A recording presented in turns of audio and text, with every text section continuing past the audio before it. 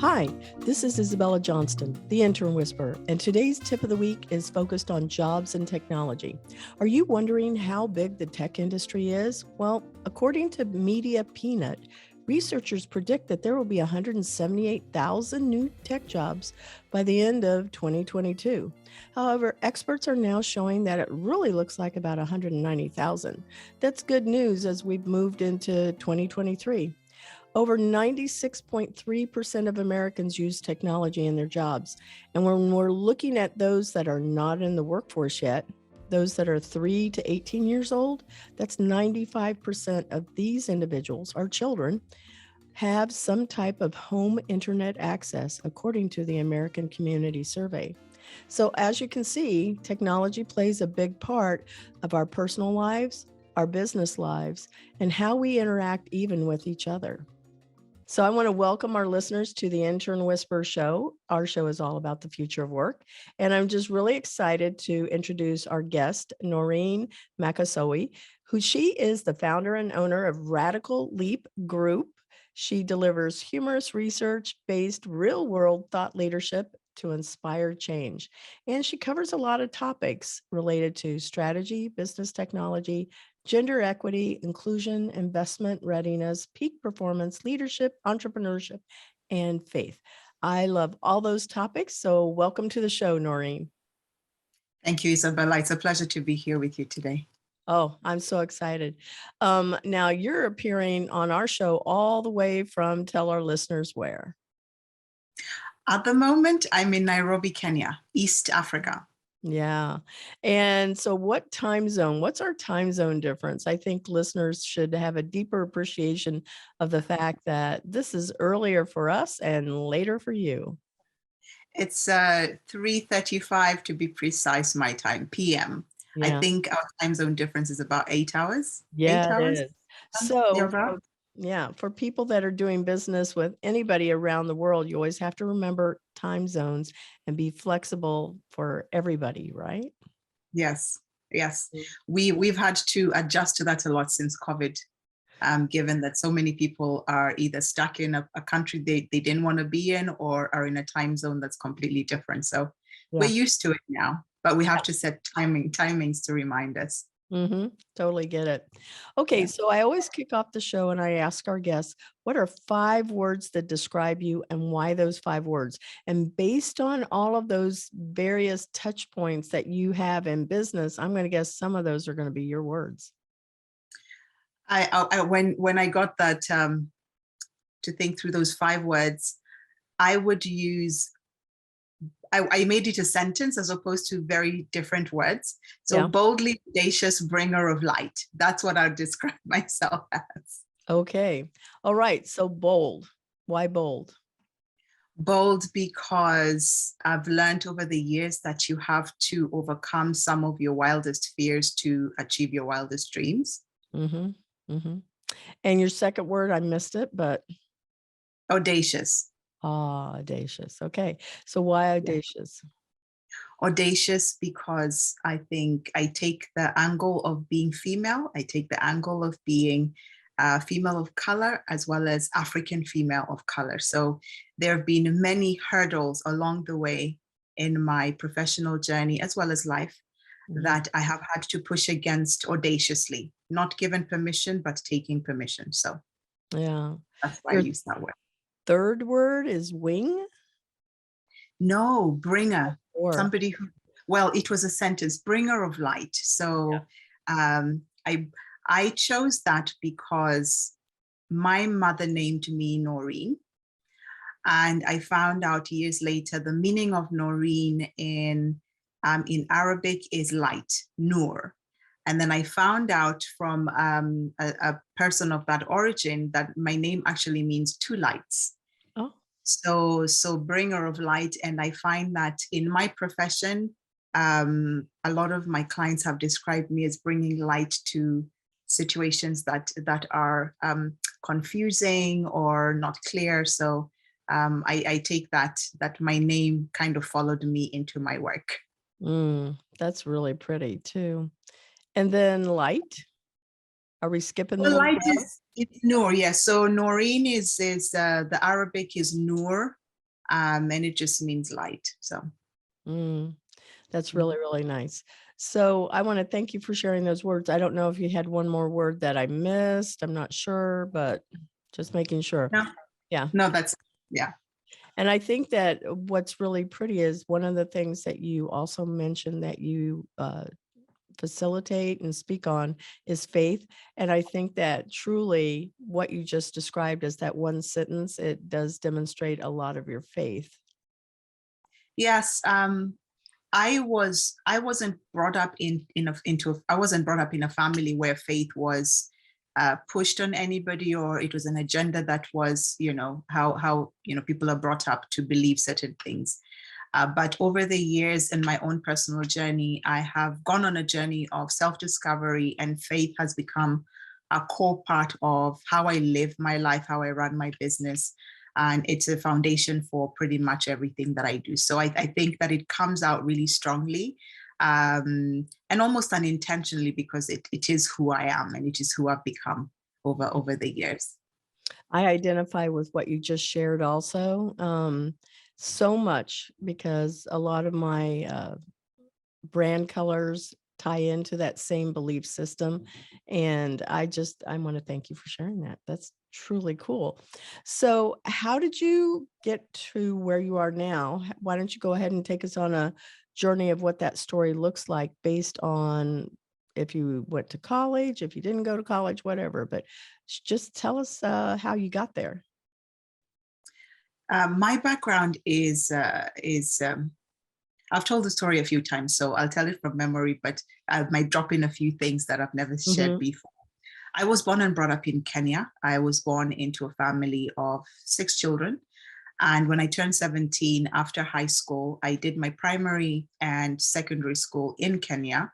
When I graduated high school, I migrated to the United Kingdom to study, and I migrated to study specifically information technology, because at the time that was all the rage. And my father did think that the future of the world was in information technology. So I moved to the UK, studied, enrolled in an information technology course, and my degree was in information systems and management. And my first year of university, my father passed away, unfortunately. And that then took me on a journey of reevaluating many things. I was still quite young at the time, but I think anybody who's been through very life-transforming situations will go through a phase where you're reevaluating the things that are really important to you. So that's what I was doing at the time. And so I deferred my course, my information systems and management course. I also realized at the time that I hated coding. I really hated coding. We were doing programming and all kinds of things, and we were being made to do amazing things, but I found that I didn't see myself doing that for the rest of my life. And I think that was a very limited view, but that's the only view I had at the time. Obviously, years later, technology looks very different from back then. And I deferred my course, went to work full time. And in the space of time, I was really thinking, what do I really want to do with my life? Do I want to sit behind a computer and do this programming work that everybody thinks is so amazing? I realized that my greatest strength, or the things that I enjoyed most, were in front of people facing. I needed to be in contact with other human beings. And so I began to explore opportunities that were going to put me in that place. I did work in retail, hated it. I did work in sales, I hated it. So I went on this journey of searching, and I tested it and I tried it, and I realized what I liked and what I didn't like. And a friend of mine one day, her name is Suki, love her to bits till now. Suki calls me one day and said, I actually think I found what describes the thing that you've been talking about, and introduced me to the world of personal development and professional development. I enrolled in a coaching program with Noble Manhattan, which is Europe's oldest professional development and training company. I became accredited, and I was working full time throughout this period. And I began to explore executive coaching professionally, became accredited, worked as an executive coach, set up at the time Radical Leap, that is what it was called. I was working full time in the financial services industry as my corporate job, but my side hustle was Radical Leap. And in the process of working within this investment bank in the financial services industry, I was learning a lot. I was learning a lot about leadership and communication and strategy. And I began to realize that I had a greater strength in strategy as opposed to executive coaching. So pivoted the company. It was part-time, working full-time at this investment bank in London. Set up a Radical Leap to become a strategy consulting company, and that is what it is now. It has evolved from Radical Leap to the Radical Leap company, and now it is the Radical Leap Group. So my journey has been quite evolutionary. It has changed a lot. It's interspersed with personal experiences that give you moments of clarity where you find your definition in different experiences, and that has shaped the person that I am today and the company that I run. So I have a couple questions based on your story there, and that's pretty interesting. I wanted to know, when you were in school and studying computer science, programming, IT, how many women were in that industry at the time, or at least in school? I'm thinking you had to have been the only woman in the class. No, actually, interestingly, it was the majority were male, yes. Yeah. But we did have a few women in the class who I'm still in touch with some of them until today. And they went on to do some amazing things in technology. But there were a few of us in the class. I remember 5 women. I know the class was much bigger, but I remember the 5 that I was close to. Yeah, I know. Like about, I don't know, I'm going to say 15 years ago, I was teaching at a predominantly male. 99% of the students in the school were male, and it was a tech college, and I was teaching writing. Honestly, I'm not a computer science, or I wasn't a programmer or anything. I was an English major, but I would have one woman out of a class of about, I don't know, I think I had about 30 people in there. And I also saw that tended to stay the consistent trend. And even still, in some courses, like when I've been teaching, whether it's in healthcare or whatever, I've always seen more men in some of those weightier positions, if you will, than women. So I was just curious, where did you go to college? I went to college. I went to university. College was College of Northwest London. Okay. And university was Greenwich University. Okay, so you were over there in obviously England when you were in school. So that's even more interesting. Like, the diversity was still not necessarily there in the balance of men and women in the career path. What I found interesting about university, and it stuck with me at the time, was the women who enrolled on this technology, or let me say the course that I was on, information systems and management, were women immigrants. They were not local, let me say, English women. There were women from other countries. We had a lady from Egypt. There was myself, I'm Kenyan. There was a couple of women from Nigeria. But there wasn't any, let me say, European or English. So I found that within the course that I was enrolled in this university, there was a lot of immigrants, or let me say migrants, who captured this opportunity and capitalized on it, and then went on to do some really amazing things. Truly interesting. So the other question, while you were sharing your story, and I was really riveted with the story too, to be honest, because I know we always have to pivot as we begin to identify what our real market fit is going to be and who our real customers are, right? The other question that I had was, while you were having a full-time job in the finance industry, did you have to keep it quiet that you had something on the side, or was it just not a problem at all? Because sometimes employers, they don't want you to do that kind of, do that type of side gig. The company that I worked for, I think they recognized that they had entrepreneurs within their ecosystem. They employed people who were innovative. They employed people who had to maybe chose to have other jobs outside of the job that they had. So they had a system within the company where if you were doing something that was not affiliated or connected with the company itself, you would need to declare it. So I declared any external engagements. And at the time, when I joined the company, I hadn't set up my own company yet. When I joined my employer, let me say, I hadn't registered my company. But in the course of working for my employer, I had grown as a business person.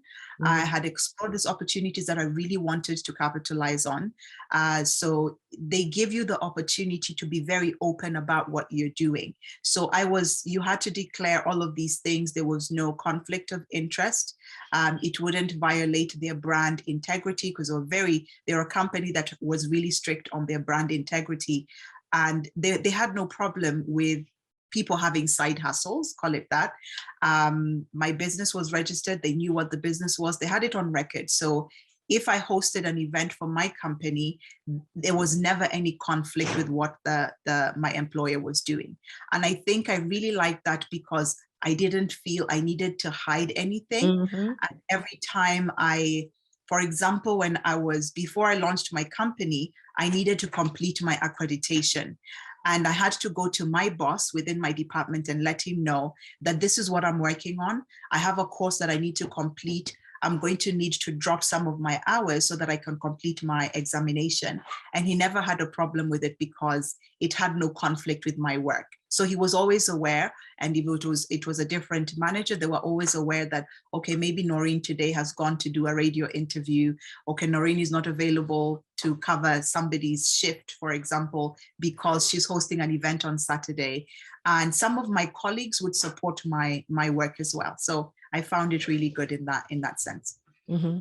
Yeah, I feel like a really progressive, forward-thinking company would say yes to that because, again, it keeps the possibility of, we'll call it poaching, Yes. their clients. It keeps it all open and above board. It also brings, if they're smart, they'll see that it can bring value to their customers in areas that they aren't. It allows them an opportunity if they want to say, hey, we'd like to acquire your company or have you as one of our, premier contract companies that we work with. There's so much positivity with that whole mindset. That's so progressive.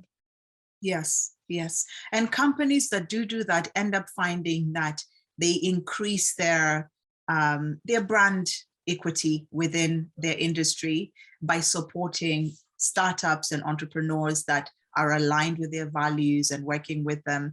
And sometimes they end up acquiring, because I've heard of cases where a company will end up acquiring a smaller company that is owned by one of their former employees, or bringing in a former employee to become a consultant who brings in a fresh perspective and opens up a whole new market, partnerships in different countries, business development. So yes, I agree with you.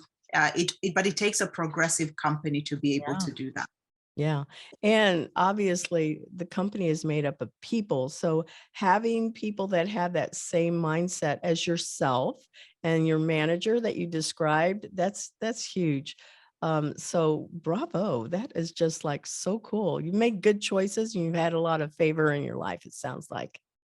Yes, I will not deny that with the area of being employed as well as setting up my company. I feel like I was favored during that period. And Mhm. it really helped me because my full-time job financed my education, and it also financed the startup cost of setting up the consultancy. Yeah, absolutely. Absolutely. Yeah. So then based on this is a really nice segue. What is your definition of diversity, equity, and inclusion? And you really laid it out so that it's so nice and clear based on previous employers and just, how you have been embraced by your community. I'm looking forward to your definition of them. So my definition of diversity and inclusion, so they tend to be used together in sentences, but they mean different things.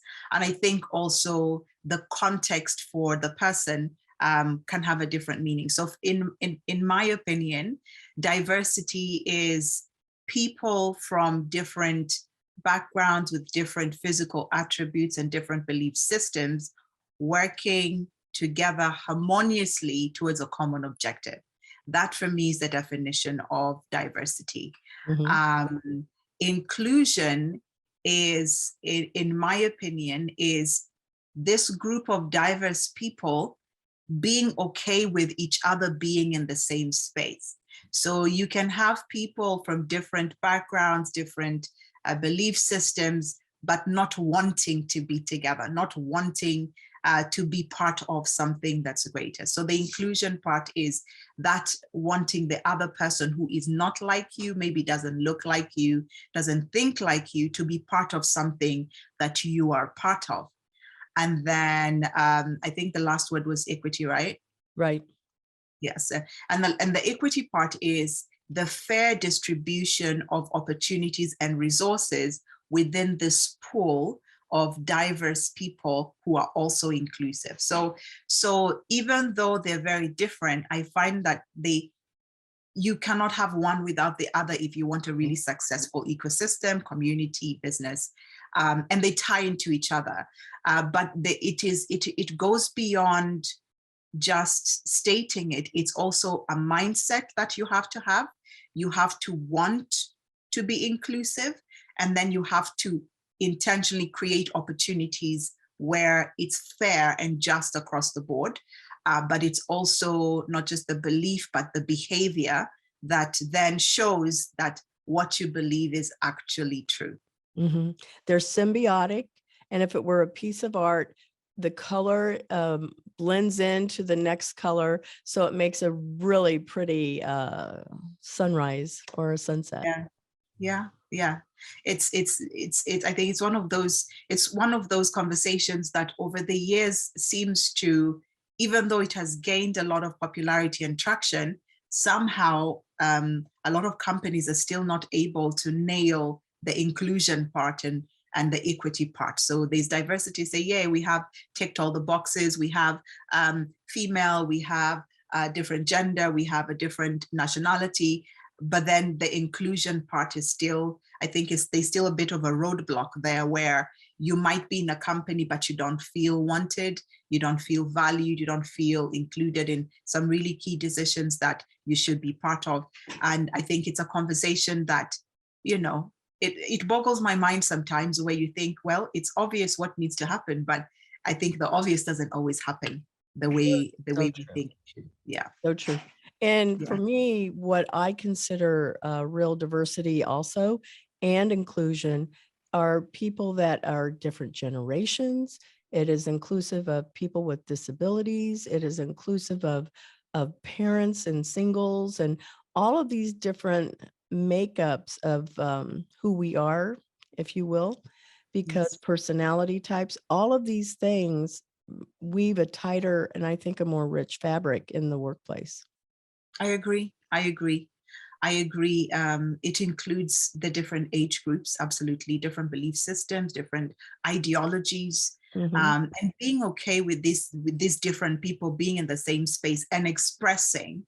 I think there's also the need for expression of creative expression, let me call it, where you bring your idea into this pool of ideas, and then you create, like you said, this tapestry or this picture that is really beautiful.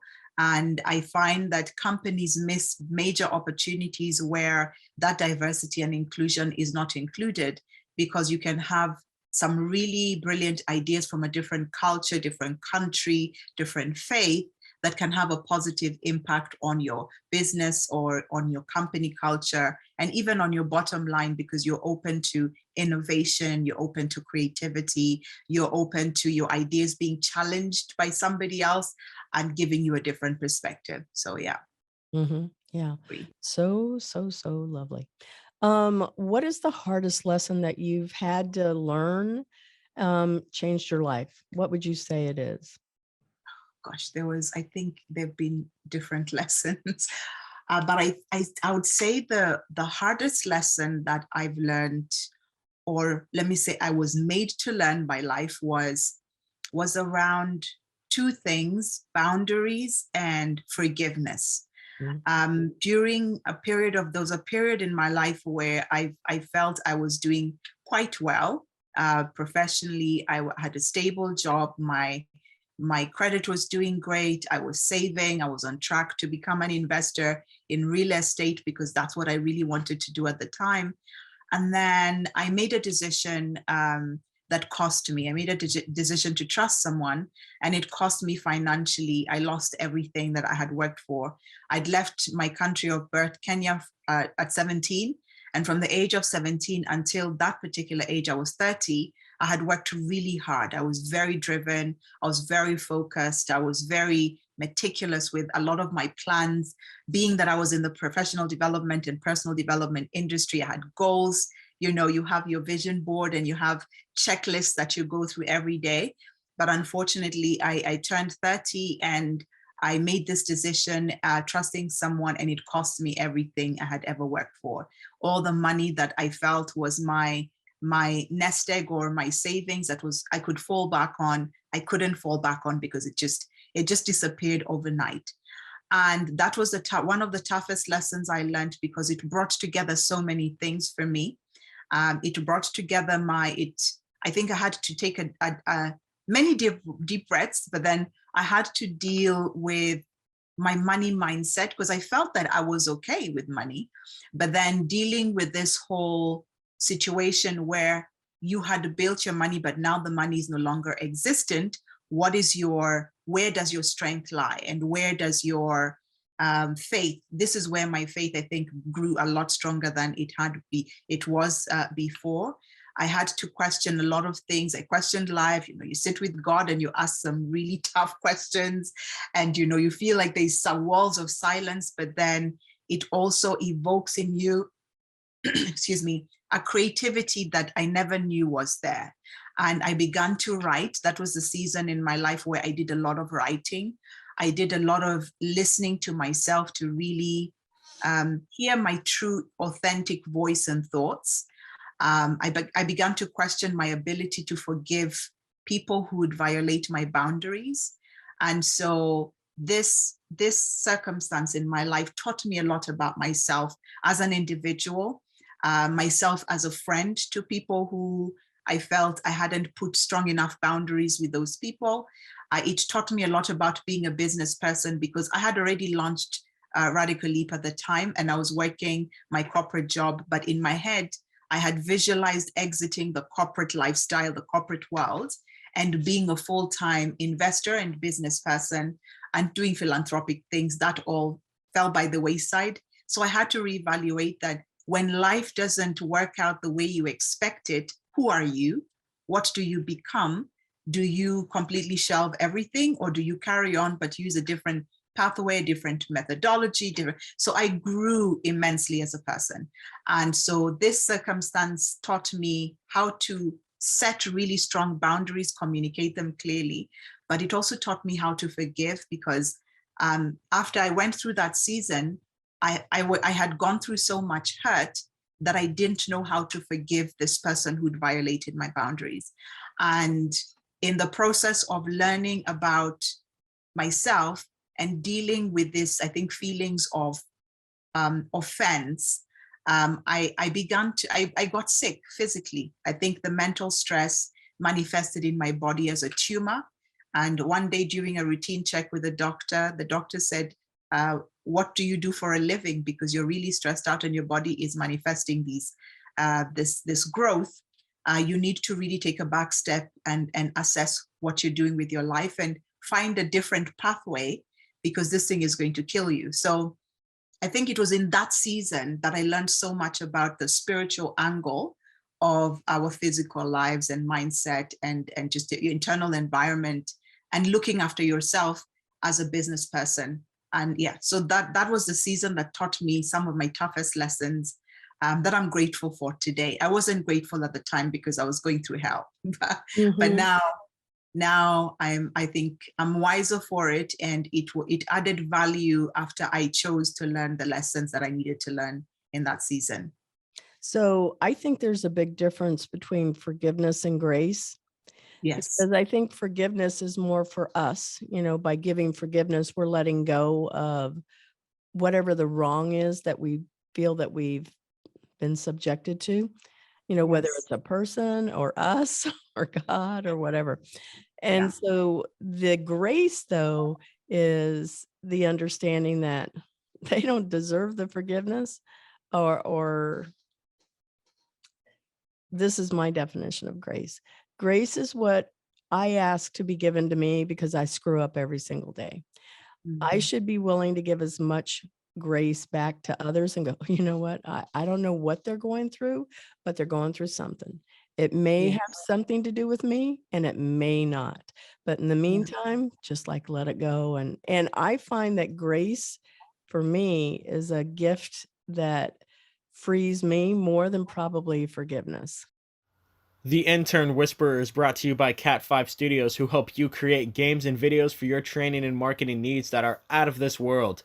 Visit Cat 5 Studios for more information to learn how Cat 5 Studios can help your business. Thank you, Cat 5 Studios. Yeah, I love that definition, and it quite interestingly, I was reading about that again yesterday and today about being willing to let go. In that season, when I went through that, I think it was one of the toughest things because you forgive the little things. It's easy to let go of the little things, but what about when it's something that literally obliterates everything that you worked Yes. for? it took me it took me 2 years to come out of a really dark space, Mm-hmm. but it took me that long. But it also brought me to a place where, like you have so described so well, where you give the other person the grace to go through whatever they're going through, even though whatever they're going through collided with your life in a way that completely shifted the trajectory of your life. Mm-hmm. But you still need to forgive and give grace. And I think those were really tough lessons for me. But what I can say is, when I came through on the other side of grace and on the other side of forgiveness, I found myself with a mindset and opportunities and a spirit that I did not have before. Yes. It builds your resilience, I became so creative. And this is also the season where, because I was so conflicted, I needed silence, and I spent a lot of time in silence. I had a television in my house. I think one day I just woke up and said, no, this television doesn't belong here. Whatever reason, I think I was going through a moment, and I carried my television and I put it in the skip outside the building. My friends were like, why did you just sell it? I said, I wasn't thinking of selling anything. Mm-hmm. I just needed silence. And in that silence, I began to write. And I wrote and wrote and wrote. And you're thinking and writing and thinking and writing. And that is where programs that I now use for my work, some of the programs were birthed out of that. A money mindset program was birthed out of that. Frameworks for consulting were birthed out of that moment of silence, which I'm not saying it wouldn't have, but may never have happened if I wasn't in that space of seeking answers or seeking resolutions or solutions to what I was going through. So yes, it was a really tough season and lessons to go through, but I look back now and that season made me, as opposed to broke me. Mm. That was really beautiful. Thank you for sharing that too. I know our listeners, it's going to resonate with some of them, and they're going to go, oh my gosh, I just totally get what it is that she just said. That sounds like exactly my walk. So thank you. And I hope so. I hope somebody's listening and they know that it gets better. It gets better. It doesn't always feel that way, but it gets better eventually. Mm-hmm. So what are you most grateful for? What am I most grateful for? I thought about, actually, I think our conversation today is very timely, because these are some of the thoughts that I was thinking today. What I'm most grateful for today, as well as obviously family and just being healthy, is, I think what I felt today about gratitude was the freedom to have creative expression of the different areas of my life. So to be able to express myself creatively in my work, to be able to express myself creatively in different things that I enjoy doing. And I think that there were seasons in my life where I didn't feel I was able to express myself creatively, because with that creative expression, then you can express your love to your family without harboring any resentment, or to friends or to people who've hurt you. I'm able to express myself in writing more because, the mental block on writing came off. I am able to be creative in my work. I am able to express myself in my faith. I think today more than before, I feel gratitude for the freedom to be able to express myself in all of these different ways, because that way stress doesn't stay with me. I am able to speak to people that I love openly.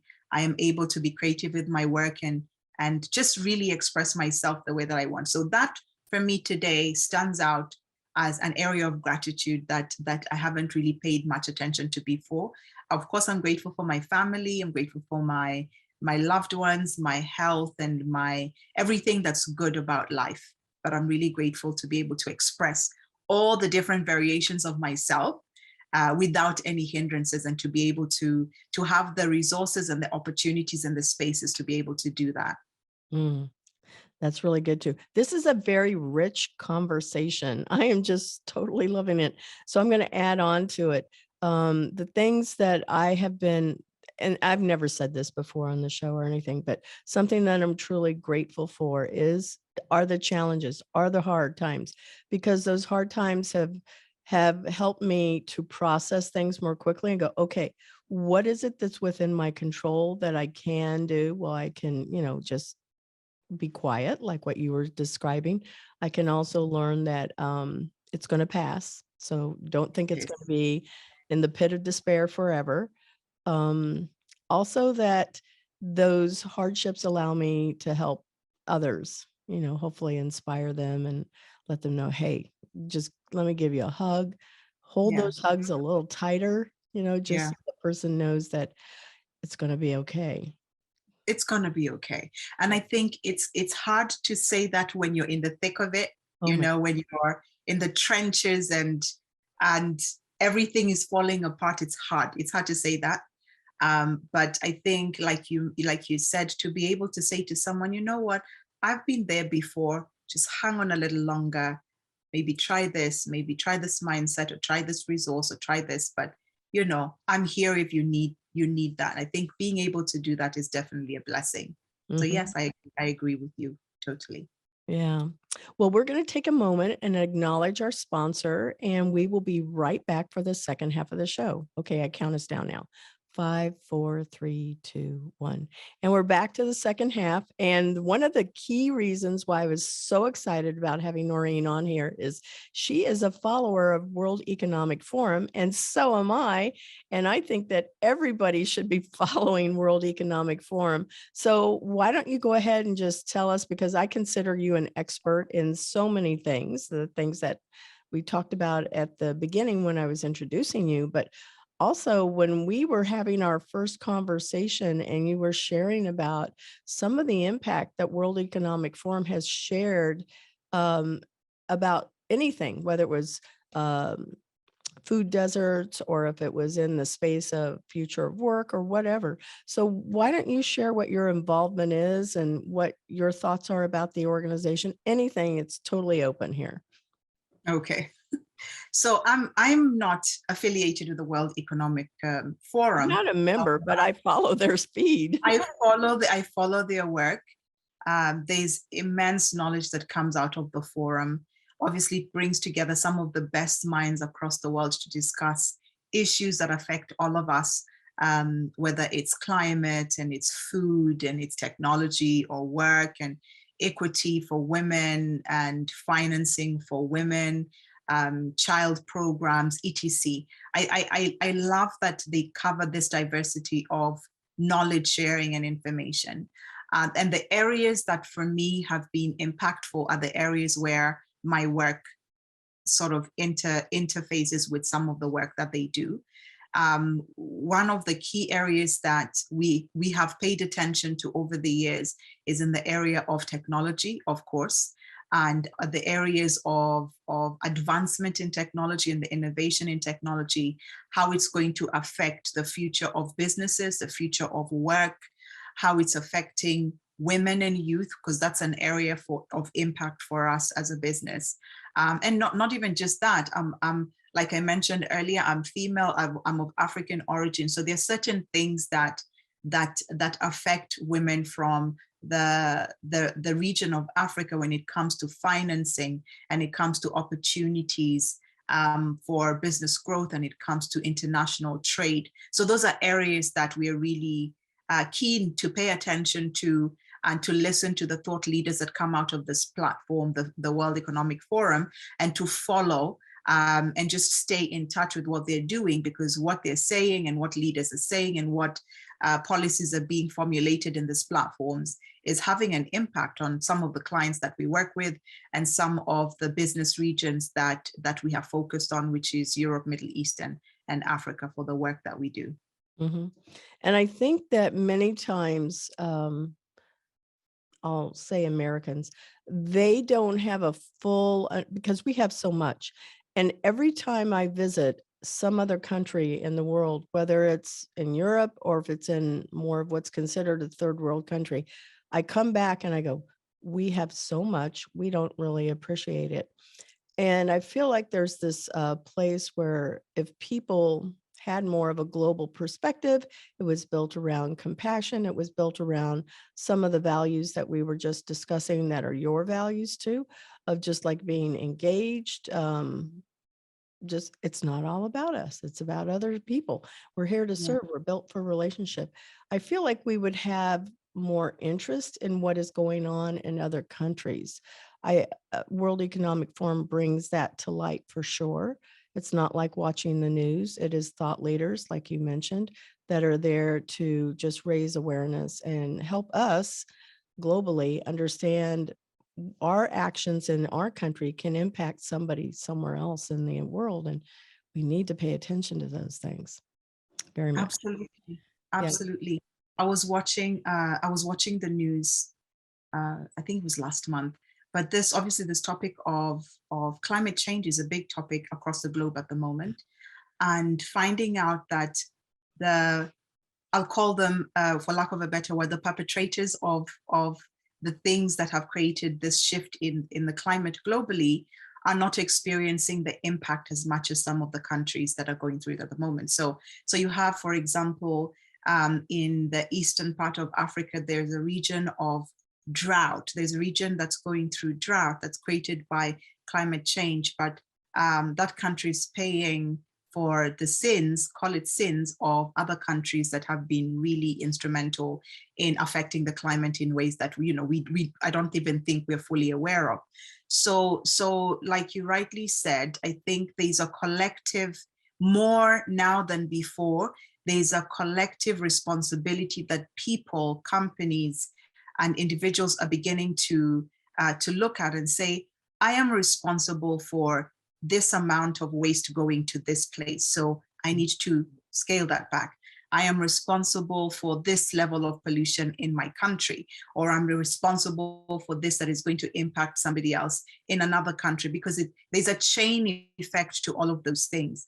I think one of the industries that's really speaking more about it now than before is the fashion industry, where the amount of clothes that are manufactured are now ending up in landfills, not in the countries where they're manufactured, but somewhere else.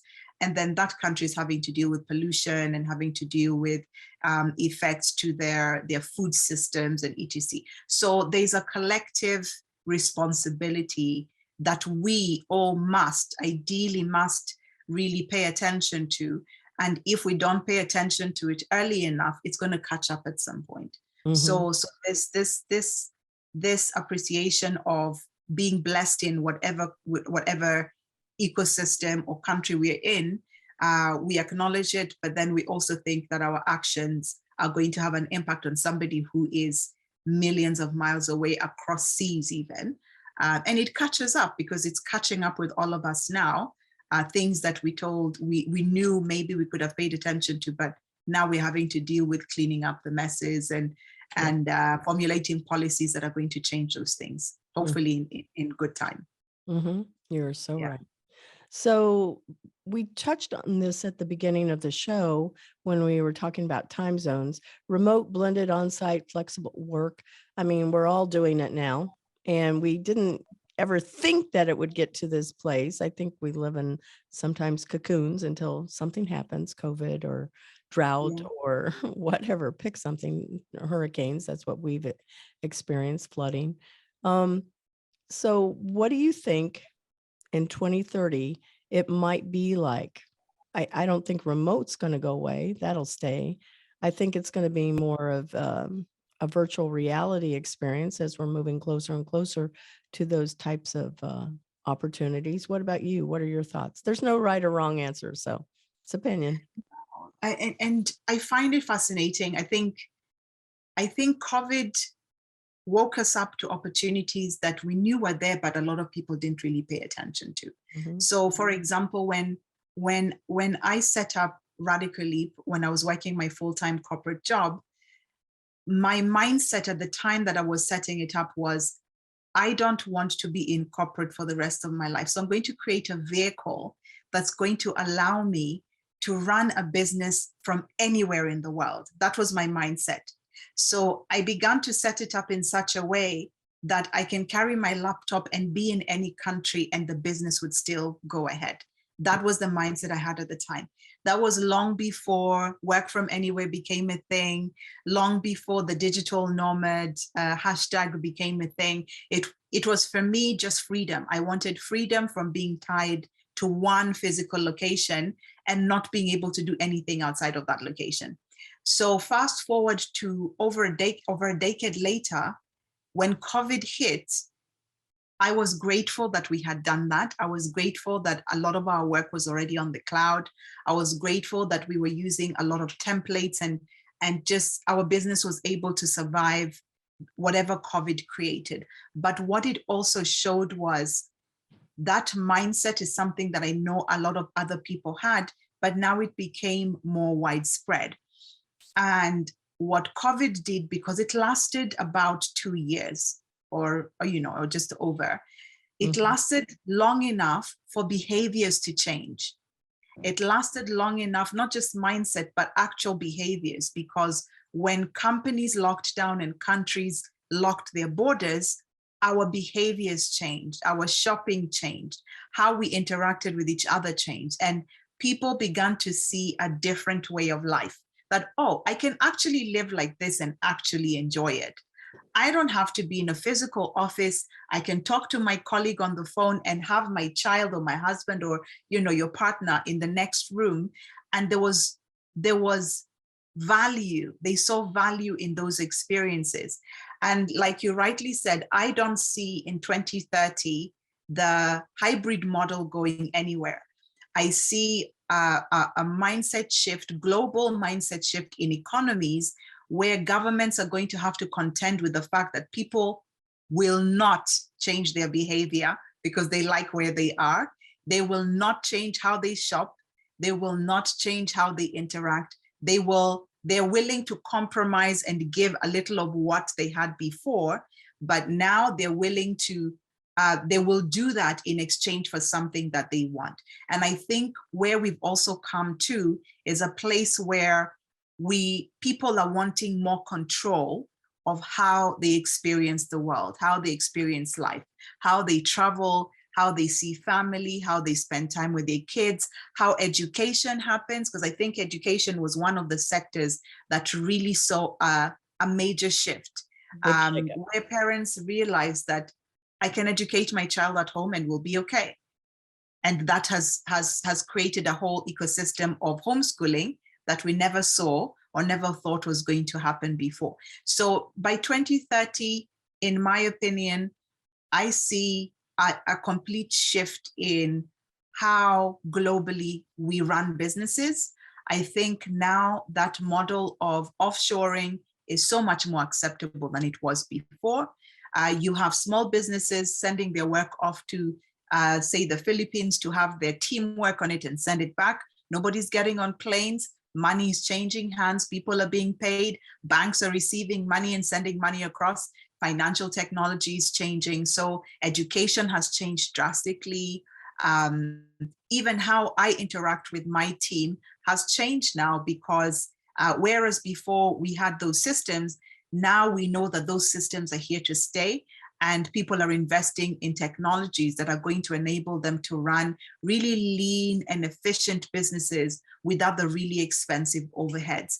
And I think what we're going to have to contend with is buildings that are becoming obsolete, and we're going to have to find different uses for them. Offices that are no longer going to be as full as they were before.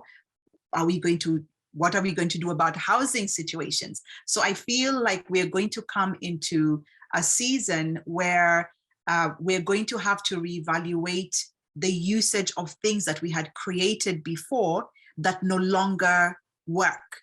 So you have offices that, for example, in Kenya at the moment, I'm in Nairobi, there is so many empty buildings that were offices. Nobody wants to be in an office full time. So people are wanting that, I want to be in an office just for a few hours today because I have meetings and then I'm going home to my kids. And you have this whole real estate shift that we're going to have to contend with, and other things, other industries as well. So I think we are coming into an age of innovation where creatively we're going to have to solve problems that did not exist before, and we're going to have to use the resources we have without having to tap into other resources to solve some of those challenges that we're seeing created by the shift in mindset and the shift in behaviors, and the global shift in what the future of work looks like. Yeah, I've seen some real estate, like we'll call them high rises, where half of the building is made up of apartments, and then the bottom floor and maybe the first, I don't know, up to maybe 4 floors are offices. So it's a hybrid blend. I've seen a lot of this in some of the more high density populated cities in the United States, where it's a blend of a work life. You can go in and then you don't even have to drive, of course. But if you need that separation, because different people like different types of work environments, it does allow you to go to it. And I agree, yes, it's going to be, offices are going to be more of community gathering places where people can go to hang out and, interact with each other, but it cannot, or brainstorm or whatever, obviously conference rooms. But it's also going to be a place where some businesses are going to, you have to go in, obviously hospitals, right? And sometimes, anything that's always a hands-on type of an environment. Like I want the guy that's replacing brakes to work on brakes, so I know that he knows how to replace brakes. Even if it was a virtual reality, I'm going, I don't know. I still want to know he's touched a car. There's a certain level of comfort there, Yes. Yeah. Absolutely. I think there is across industries we're redefining what work looks like. Yeah. And I think with the redefinition of what work looks like, there's also a reviewing of policies. If those policies that we have support what work is going to look like, if the laws support, and if technology support, and now there's a lot of innovation and development of new solutions that did not exist before. But yeah, I think human behavior is going to determine the future of work. Yep, it sure will. So what is your best mentoring advice that you want to share with our listeners? We're going to kind of have to skip a couple questions here. What is it that it's either advice that you want to pass on to others, advice that you've received that you think is still, worthy, but what is the best mentoring advice that you think everybody could benefit from? Because mentoring is quite broad. So just clarify it a bit for me. So in terms of mentoring, what do you mean? Mentoring in the area of work or mentoring just generally? Yeah, just okay. Work. Yeah. Okay, so in the area of work, I feel I've been a mentor for a number of businesses. I've mentored tech startups in different countries, and I think what I'd say is mentoring works. I think that's the the one thing that I want to highlight is mentoring does work. When somebody is willing to open up their experience, they're willing to open up their mind, they're willing to open up their database of information as well as networks, and then share that with somebody who is walking a path that you've already walked. I think that is something that is really, really powerful. It does work. I also feel like it's something collectively, globally, if each person mentors one person, I think will make a lot more headway than if one person is mentoring 20 people at a time. So I think there's a responsibility. Somebody said it so aptly on a panel that I was on last month, where she says that a time comes in our lives where the next place for you to go, or the highest place for you to go, is to reach back out to somebody and pull them to where you have reached. That is what being blessed and really being impactful looks like. So the one mentoring thing I would say is that, one, it does work. And in addition to that, one is that we can all mentor someone. Mm-hmm. Mm-hmm. Yep. That is very, very true. So what is the best way that people can contact you, that you would like them to reach out? We usually share a website, and then we also share your LinkedIn profile, but is there anything else you'd like our listeners to know? They can reach me if anybody's interested in connecting. You can reach me noreenmakosewe.com. That's my personal website, or our company website is radicalleap.com. But yeah, that's and I'm also on different social networks: LinkedIn, Instagram, Twitter. I'm open to connecting on those platforms. Very good. Well, I'm adding that to the notes so that it gets on the contact card for sure. Well, I want to thank you for being a guest on the show. This has been delightful. And you know that we're going to be, just so our listeners know, this show is airing in 2023. It's going to be one of our top 3 shows that airs in the beginning of the year. So I'm very excited about you opening up 2023 and enlightening just so many lives. Oh, you're muted. Sorry. That's amazing. Congratulations on the launch of your show in 2023. And I look forward to watching. I've been watching some of the ones that you already have on YouTube. And I look forward to hearing all the different thought leaders that you have on, and their different ideas of what the future looks like. Oh, my pleasure. Well, you have a lovely day, and I will be sending a follow-up email very soon. Thank you so much, Isabella. I'm honored to have been able to come on your show and to just share thoughts and to have this discourse. I've also learned a few things, and I'm really appreciative of you having me on your show. Thank you. My pleasure. We want to thank our sponsor, Cat 5 Studios, and thank our production team, Josue Gonzalez, Gio Vargas, Dina Burks, and Lester Eccles. Music is by Sophie Lloyd. Please visit Employers for Change, who brings this podcast to you, at www.e4c.tech to learn how you can create real diversity and inclusive culture while scaling your interns and your people for the future of work. Thank you for supporting the Intern Whisperer by subscribing to our show on Podbean or your favorite podcast streaming channel.